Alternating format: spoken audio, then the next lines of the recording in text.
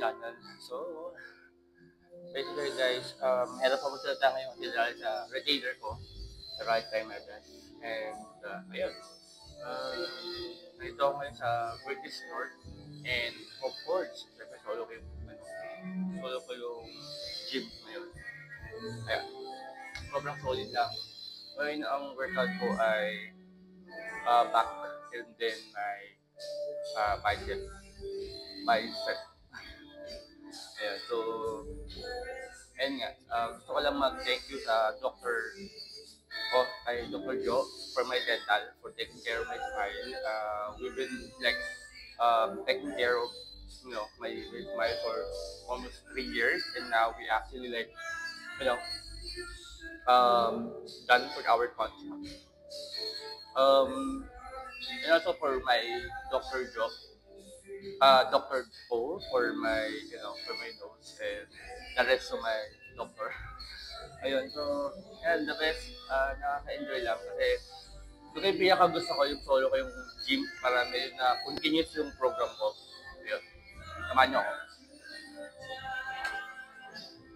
Ngayon, ang ginagawa ko ay bicep. Bali, ano to, 12 to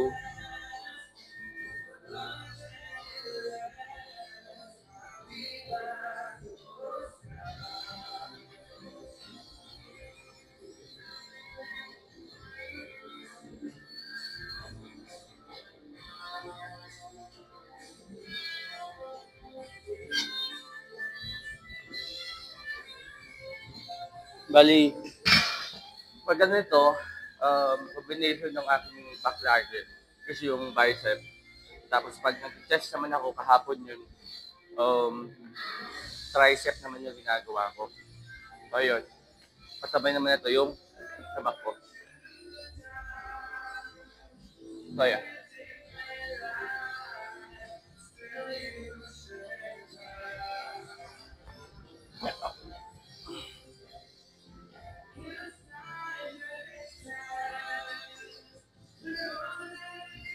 So, sinasama ko. Ano to? 45 pounds. Ayan. So, 12 dyan ito. Bali, 4 na set.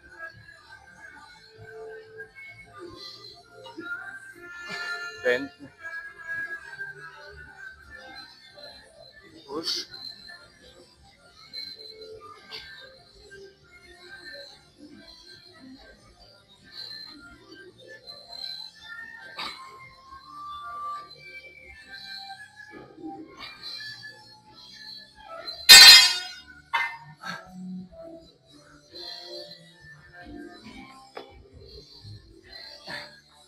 Tapos, gusto ko dito yung view. Ayan guys, oh. Ayan yung view.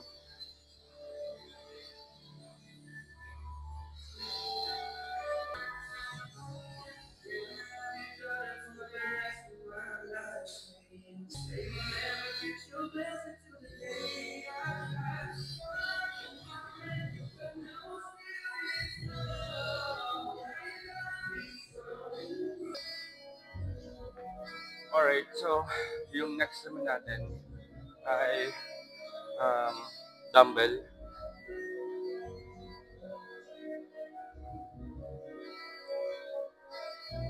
So basically, ang kailangan ko lang dito ay yung mas kaya ko at para magawa ko yung proper.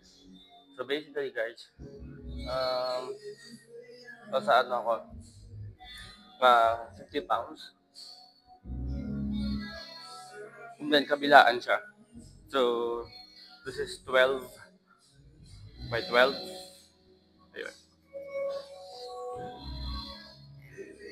Ibebend mo lang yung first step, ibebend mo lang yung back mo. And then hold.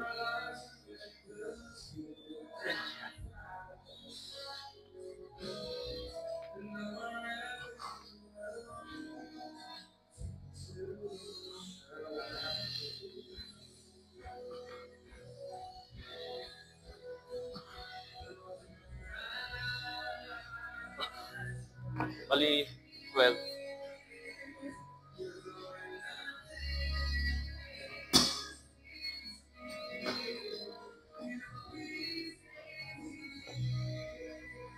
Ang kapilaan.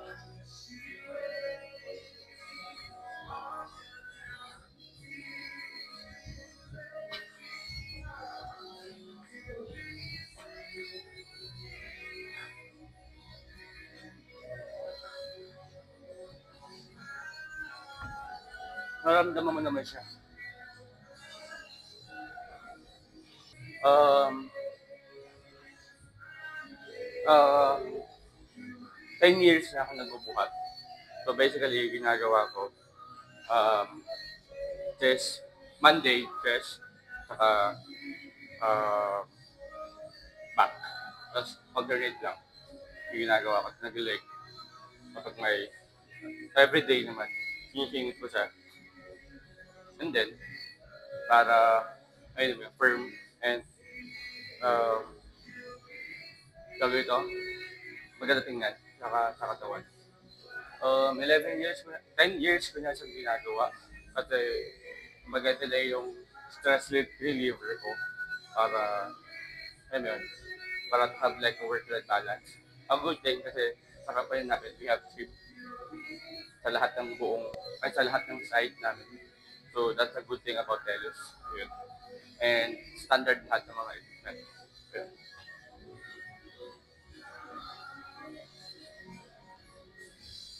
Tapos, may mga coach din. Lahat naman ng mga gym namin, may mga coach. Yun. Ngayon, dito sa Vertis North ako, madalas pag weekend, kasi malapit sa akin.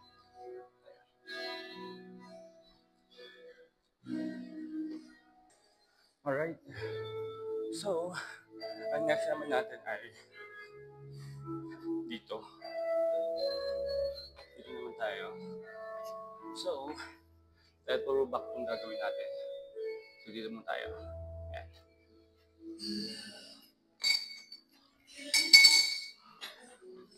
Ito, favorite ko to. Kasi, machine siya. Machine. Ang hirap ko magsalita. So, ayan. Ito. So, silang dito. Palilagin ko lang 10, tsaka 10, tsaka 10 rep, 3 sets.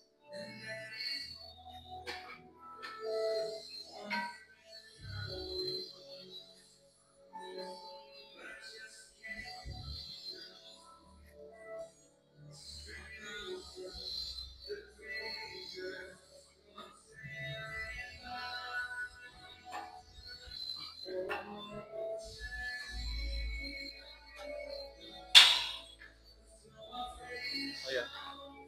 May ginagawa ko, uh,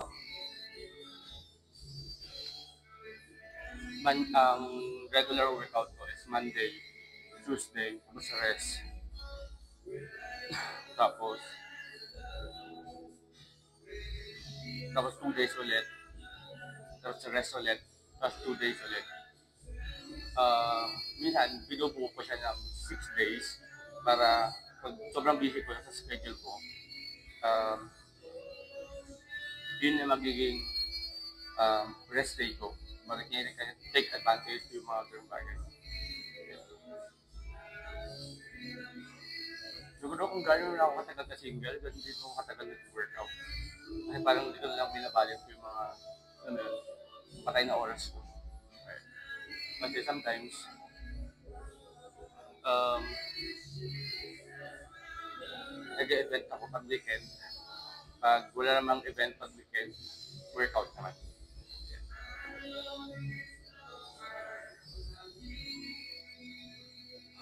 So, may question kayo kung anong protein yung tinitake ko. Wala guys. Siguro yung mga nag-start ako, nag-take ako ng mga protein. Pero nung mga, ano na, hindi na ako nag-take ng protein. Siguro mga 5 years ago na, hindi na ako nag-take ng protein. Hindi pa ako feeling ko. Kaya na siya ng katawan i-maintain yung protein level ng katawan ko. More on ano ko ngayon, carbs. Dahil sobrang lakas ako kumain. Ayun. Wala akong proper diet. So, inating na nakakain ko naman. Yun naman ang gluten ko kasi natutunan ko naman agad yung kinakain ko. The only problem is yung carbs ko. Yun. Nahihirapan ako mag-carbs. So, meron lang akong tip sa mga beginner, sa mga walang experience sa pag-workout. So basically guys, may mga beginner kasi na nahihiya pumasok sa mga gym kasi parang ang payat nila or sobrang laki nila, ganun. So, ako kasi, I started from there naman din na nahihiya ako pumasok sa gym kasi hindi ko alam kung paano gamitin yung equipment until such time na nilakat na ko yung loob ko. Siguro kung hindi ko lang nilakat yung loob ko nung yung pagiging mahihain ko sa pagpasok sa gym, and yung pagtatanong ko sa mga kakilala ko sa loob ng gym, siguro hindi naging fit yung katawan ko rin. So, advice ko sa inyo, kapag beginner ka, so, lakasan mo yung loob mo, kapag nahiya ka, go lang, or hanap ka ng kasama mo, or mga kaibigan mo na nag-workout. Kung wala ka man mga kaibigan na nag-workout, ano ka lang, punta ka lang sa mga gym randomly, tapos paturo ka lang sa mga nandun nag-workout para at least may idea ka until such time na matutunan mo yung mga kung paano gamitin yung mga equipment and may enjoy mo siya. And one thing that I can guarantee, kapag tuloy-tuloy mo siya, sobrang the best benefit na makukuha mo sa pag-workout. Hindi sa lalong magiging healthy yung katawan mo and also lalong mag-boost yung confidence mo. Yun lang guys.